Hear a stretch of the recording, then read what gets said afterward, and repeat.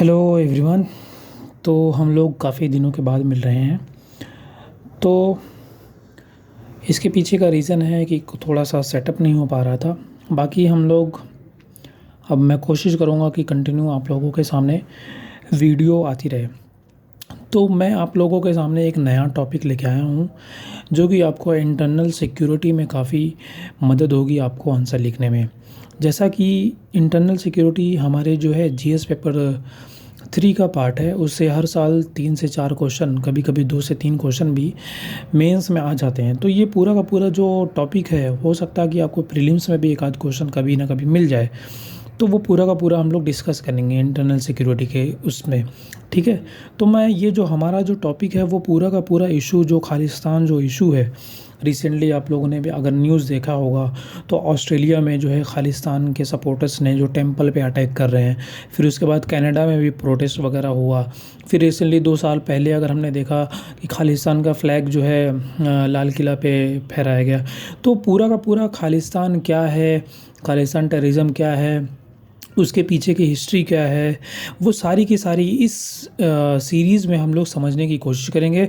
ये 8 से 10 लेक्चर की सीरीज़ होगी, छोटे छोटे लेक्चर होंगे ताकि आपको अभी बर्डन ना लगे। 5 से 10 मिनट के लेक्चर होंगे, आप लोग इसको आराम से देखिएगा और आराम से समझने की कोशिश करेंगे। आज मैं आपको एक एक चीज़ समझा दूंगा, बारीकी से समझा दूंगा, ना कि सिर्फ खालिस्तान के पीछे की हिस्ट्री क्या है, खालिस्तान कैसे इवॉल्व हुआ, वो सारी चीज़ें हम लोग यहाँ पे इस सीरीज़ में जो है हम लोग पूरा का पूरा डिस्कस करेंगे।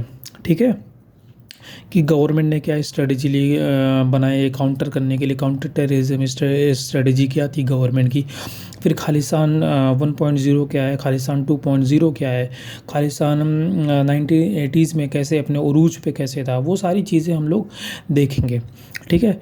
तो ये खालिस्तान को पढ़ने से पहले एक बार थोड़ा सा हमें जो है समझना पड़ेगा पंजाब की हिस्ट्री को समझना पड़ेगा, ताकि आप लोग एक बेहतर आपका एक लिंक तैयार हो पाए उससे।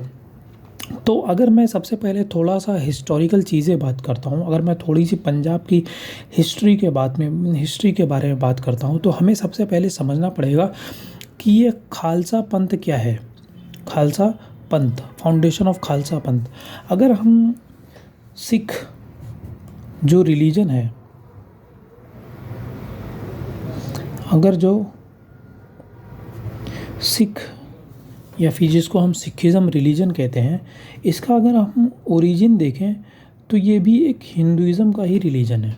ये हिंदुइज़म से ही निकला हुआ है। यहाँ पे इनके बीच में कुछ ज़्यादा डिफरेंशिएट नहीं है। अगर सिख का जो ओरिजिन था वो पहले कहाँ से था, हिंदुइज़म से था। यहाँ पे अगर मैं सिख की बात करूँ तो यहाँ पे सिख में जो 10 गुरुज़ हैं, 10 जो गुरुज़ हैं, वो भी ओरिजिनली अगर हम देखें इनको, तो ये भी हिंदुइज़म से ही बिलोंग करते थे, हिंदुइज़म से ही बिलोंग करते थे। अगर मैं अभी के जो लिविंग लाइट हैं, या फिर लिविंग लाइट जिनको कहा जाता है, वो है गुरु ग्रंथ साहब, गुरु ग्रंथ साहब। ठीक है। तो यहाँ पे समझ में आया कि सिखिज़म कोई पहले से कोई एक अलग रिलीजन नहीं था। ये हिंदुइज़म का ही पार्ट था पहले। लेकिन जैसे जैसे आगे जो है एक डिस्टिंक्ट कल्चर एंड रिचुअल होते गए आगे, जैसे जैसे धीरे धीरे जो है इनका एक अलग कल्चर होता गया, रिचुअल्स होते गए, या फिर अगर मैं कहूँ कोड ऑफ एथिक्स डिफरेंट होते गया एज़ कम्पेयर टू हिंदुइज़म से। तो धीरे धीरे एक अपना जो है एक रिलीजन या फिर एक अपना एक वे ऑफ लाइफ धीरे धीरे बनने लगा था सिखिज़म का। अगर मैं इसमें आगे बात करूँ, जो इनके पहले जो पहले गुरु थे, उनका नाम था गुरु नानक। ये आप सभी लोगों को पता होगा, गुरु नानक। ठीक है। इन्होंने जो है सिख रिलीजन की स्थापना की।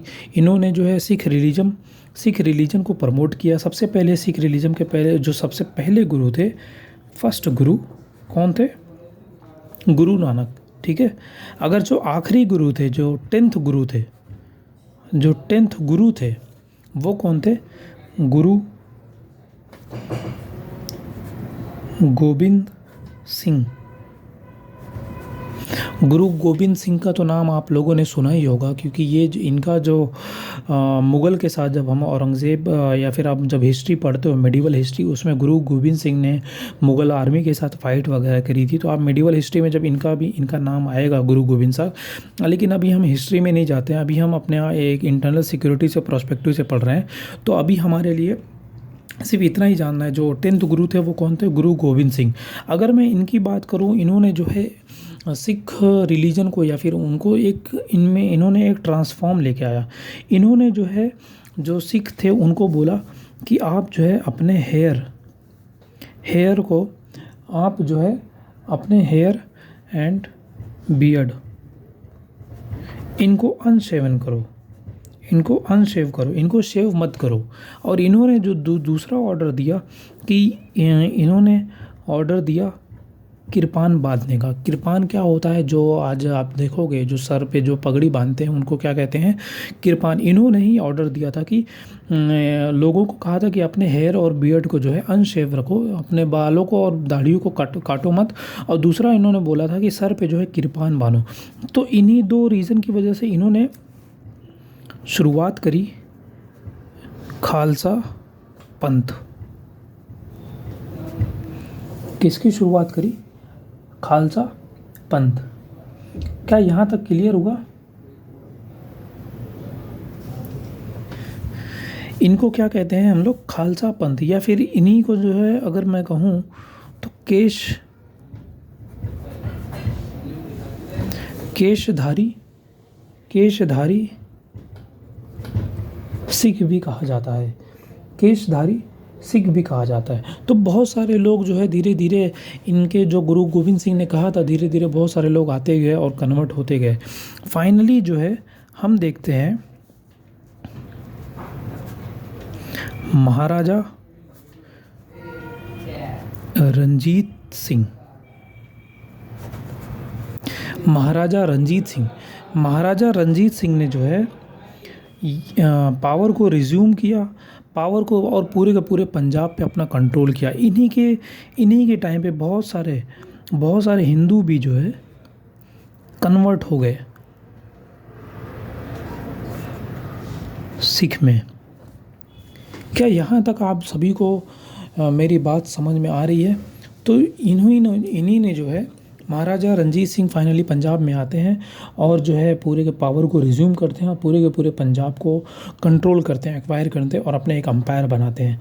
तो आपको ये लेक्चर आज थोड़ा सा हम लोगों ने हिस्टोरिकल चीज़ें देखी थी पंजाब के बारे में, आई होप आपको क्लियर होगी। अब हम आगने वाले लेक्चर में हम लोग जो है आगे पढ़ेंगे इसके, कि आगे कैसे पंजाब में कैसे कैसे हिंदू मुस्लिम या फिर हिंदू सिख डिवाइड कैसे होता है, वो सारी चीज़ें हम लोग देखेंगे। फिर उसके बाद हम लोग देखेंगे कि पंजाब को डिवाइड करने में ब्रिटिश का क्या रोल था, मुस्लिम लीग का क्या रोल था, वो इंडियन कांग्रेस का क्या रोल था, वो सारी चीज़ें अब हम लोग आगे देखेंगे। आई होप आपको लेक्चर पसंद आया होगा। Thank you so much.